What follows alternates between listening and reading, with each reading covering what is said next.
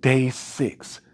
Now, you've written your budget, you've cut off some expenses, but there's probably one thing standing in your way. Your debt. I haven't said anything and we're almost done with the week.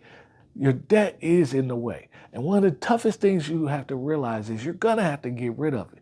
But how can you free that up? Well, the first thing I always tell you is I want you to focus on trying to be car loan and credit card free.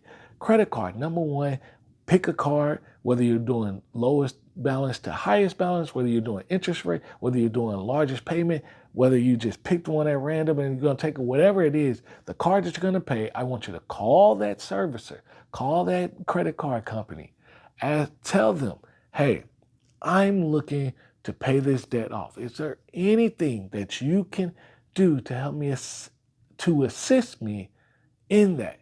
I really need your help. And then let them talk. You have to be quiet.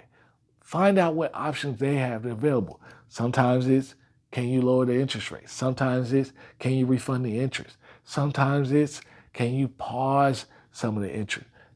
Anything will be a help that, again, if you notice all three of these, they have to do with interest.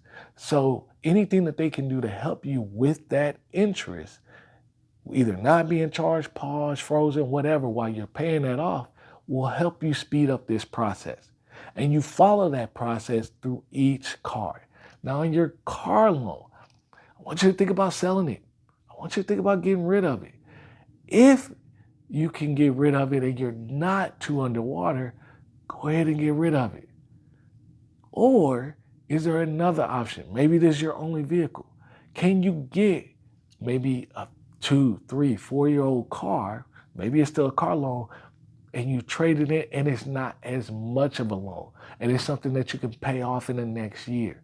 There are many different options, but I want you to really look back and be like, okay, interest rates are beginning to come down. I might be able to refinance, but used car values are still high. And I might be able to use that by running a analysis at CarMax, Carvana, all these different sites to try to figure out what is my car worth versus what I owe.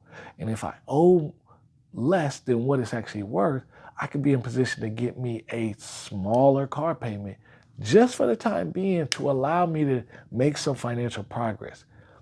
Student loans. I want you to be on an income-based payment program. Now, that's going to be a little bit trickier because Mohila is just a mess right now. But if you can get on an income-based payment program, that's going to do a couple things. If you're out of work, you don't have to make a payment. It's also going to allow you to build your credit, which I know for a lot of you is huge and important.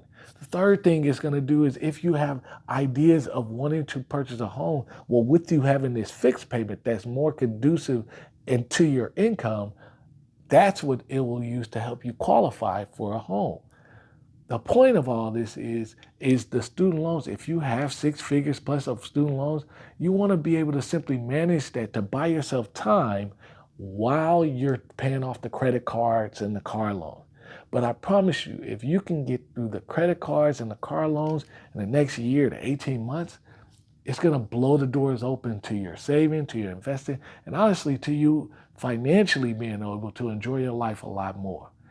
Day 6 is all about you really tackling the debt that you hadn't really paid too much attention to.